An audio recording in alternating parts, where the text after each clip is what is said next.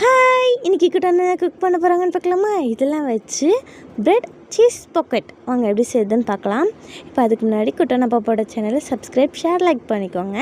இப்போ பிரெட் பீசஸை நம்ம சைடில் எல்லாம் கட் பண்ணி எடுத்துகிட்டு இப்போது கார்ன்ஃப்ளவர் தண்ணி வச்சு 2 பீஸையும் ஒட்டி வச்சுக்கலாம்.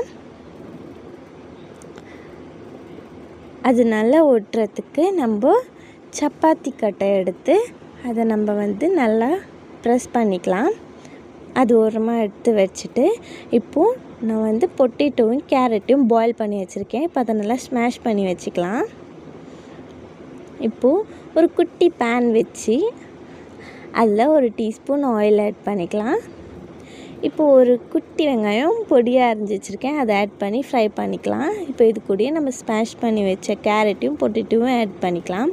இப்போ இது கூட கறி மசாலா, மிளகாத்தூள், உப்பு ஆட் பண்ணி நல்லா மிக்ஸ் பண்ணிக்கலாம். இந்த மாதிரி பண்ணிவிட்டு இப்போ சீஸ் ஆட் பண்ணி லைட்டாக சீஸ் மெல்ட் ஆனால் போதும் எடுத்துருங்க. இப்போ எடுத்துகிட்டு இப்போ குட்டி கடாய் வச்சு ஆயில் ஆட் பண்ணி ஆயில் சூடாக்கட்டும். அதுக்குள்ளே நம்ம ஸ்டஃபிங் பண்ணிடலாம் பிரெட் பாக்கெட்டுக்குள்ளே.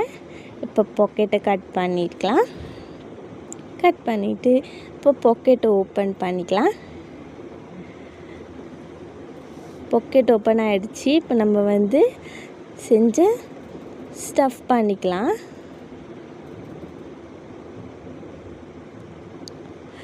இப்போது அதை நம்ம ஆயிலில் போட்டு நல்லா ஃப்ரை பண்ணி எடுத்தோன்னா நம்மளோட பிரெட் சீஸ் பாக்கெட் ரெடி. இப்போ அது கூட ஆனியன் ஸ்ப்ரெட் பண்ணிக்கலாம். கொத்தமல்லி லைட்டாக வச்சுட்டு இப்போ நீங்கள் அதை சர்வ் பண்ணிக்கலாம். இந்த பால் நம்ம சைட்லேருந்து எடுத்தோம்ல, அந்த பீசஸை வச்சு நான் இந்த சீஸ் பால் செஞ்சுருக்கேன். நீங்களும் வேஸ்ட் பண்ணாமல் இந்த மாதிரி செஞ்சுருங்க. இப்போது இது 2த்தையும் டேஸ்ட் பண்ணி பார்க்கலாம். இப்போ வாங்க இது நான் பிச்சு காட்டுறேன்.